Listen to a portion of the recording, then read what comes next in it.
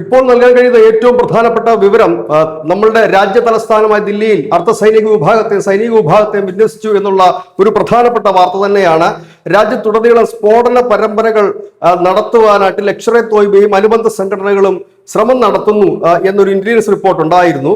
ഫെബ്രുവരി 6-ന്, അതായത് 2026 ഫെബ്രുവരി 6-ന് പാകിസ്ഥാൻ ഇസ്ലാമാബാദിലെ ഒരു പള്ളിയിൽ നടന്ന ചാവേർ ആക്രമണത്തിന് പിന്നിൽ ഇന്ത്യയാണ് എന്ന് പറഞ്ഞുകൊണ്ടാണ് ഈ ഭീകര സംഘടന ഇന്ത്യയിൽ അതിന് പ്രതികാരം ചെയ്യാൻ ഒരുങ്ങുന്നത്. ഇതേ കാരണം പറഞ്ഞുകൊണ്ടാണ് ഇന്ന് പാകിസ്ഥാൻ അഫ്ഗാനിന്റെ അതിർത്തി കടന്ന് വ്യോമാക്രമണം നടത്തിയിരിക്കുന്നത്. ഈ ഒരു പശ്ചാത്തലത്തിൽ കൂടിയാണ് ഇപ്പോൾ അതീവ ജാഗ്രതാ നിർദ്ദേശം നൽകിയിരിക്കുന്നു. സുരക്ഷ ശക്തമാക്കിയിരിക്കുന്നു.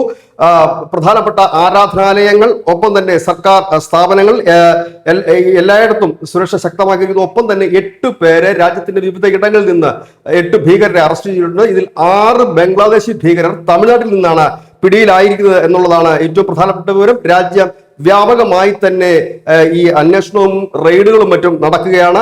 ഇപ്പോൾ ദില്ലിയിൽ ഡ്രോൺ വിരുദ്ധ സംവിധാനം സ്ഥാപിച്ചിരിക്കുന്നു. 24 മണിക്കൂർ പ്രവർത്തിക്കുന്ന CCTV ക്യാമറകൾ, ഒപ്പം തന്നെ വാഹന പരിശോധന ആരംഭിച്ചു കഴിഞ്ഞിരിക്കുന്നു. നിർത്തിയിട്ടിരിക്കുന്നതും ഓടിപ്പോകുന്നതുമായ വാഹനങ്ങളെല്ലാം തന്നെ പരിശോധിക്കുന്നുണ്ട്. തുടർന്ന് ഈ ആളുകൾ കൂട്ടമായി എത്തുന്നിടത്ത് വിവിധ ഏജൻസികൾ സംയുക്തമായി തന്നെയാണ് പരിശോധനകളും മറ്റും നടത്തുന്നത്. സേനയുടെ പെട്രോളിംഗ് ആരംഭിച്ചു കഴിഞ്ഞിരിക്കുന്നു. ദില്ലി NCR പരിസരത്ത് പ്രവേശിക്കുന്ന എല്ലാ വാഹനങ്ങളും പരിശോധനയ്ക്ക് വിധേയമാക്കുന്നുണ്ട്. ഒപ്പം തന്നെ അവിടെ പാർക്ക് ചെയ്തിരിക്കുന്ന വാഹനങ്ങളെ പരിശോധനയ്ക്ക് വിധേയമാക്കുന്നുണ്ട്. ഒപ്പം വിവിധ ഇടങ്ങളിൽ ജോലി ചെയ്ത വീട്ടുജോലിക്കും മറ്റും നിൽക്കുന്നവരുടെ വിശദാംശങ്ങൾ പരിശോധിക്കുന്നു. അതുപോലെ ഈ കാവൽ, വിവിധ സ്ഥാപനങ്ങളിലും വീടുകളിലും ഒക്കെ കാവൽ നിൽക്കുന്നവരുടെ ഡീറ്റെയിൽസുകളും, വാടകയ്ക്ക് എടുക്കുന്നവർ, വാഹനങ്ങളും മറ്റും ഡ്രൈവർമാർ ഉൾപ്പെടെ വാടകയ്ക്ക് എടുക്കുന്നവരുടെ ഡീറ്റെയിൽസുകളും ഇപ്പോൾ പോലീസ് പരിശോധിച്ച് വരികയാണ്. ഏതായാലും വളരെ കനത്ത ഒരു ജാഗ്രതയിലാണ് തലസ്ഥാന നഗരം. News desk, news India Malayalam.